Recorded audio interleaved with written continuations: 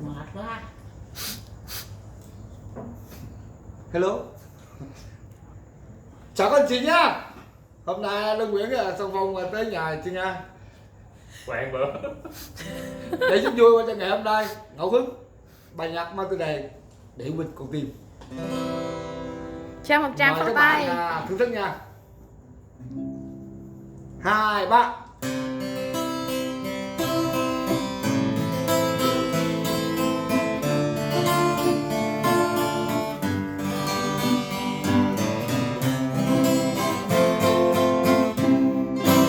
Ngồi thầm bên em khi nắng chiều nhàng ngoài sân,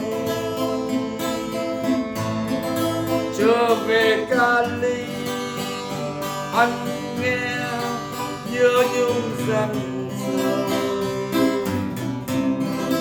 từ ngày xa em anh bỗng trở thành lặng câm. Ngày rời Paris anh hứa sẽ quay trở lại,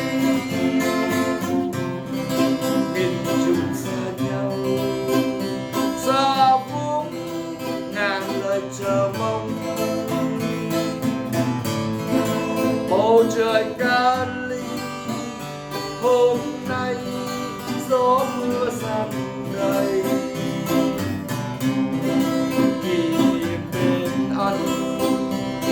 anh đã gối đầu từng đêm.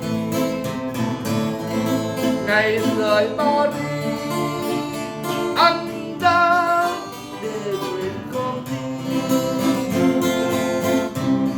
Anh đi về anh nhớ bóng dáng người ở lại Paris em yêu ơi. Anh nhớ em thật nhiều,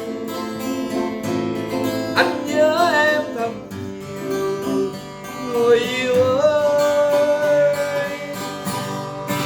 Buổi chiều sông dân có gió trời về lập đông,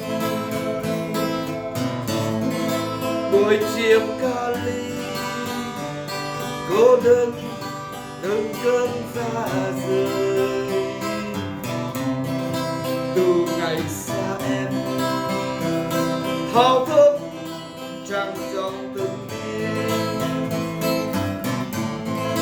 Ngày rời Paris anh đã để quên con tim.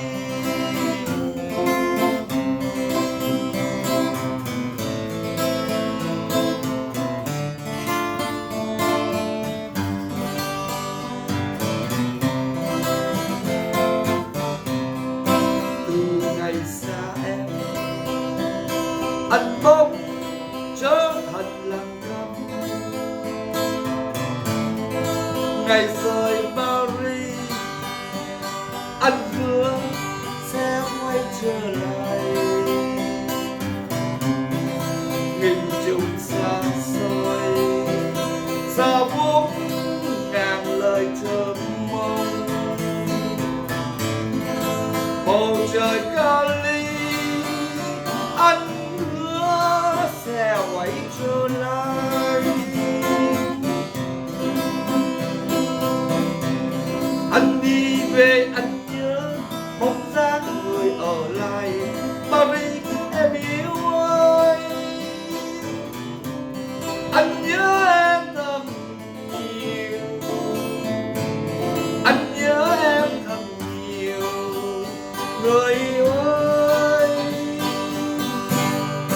Từ chiều sông dân có gió về lạnh lập đông, buổi chiều Cali cô đơn từng cơn xa rời. Từ ngày xa em thao thức trăng trong từng đêm. Ngày rời Paris anh đã để quên con tim. Ngày rời Paris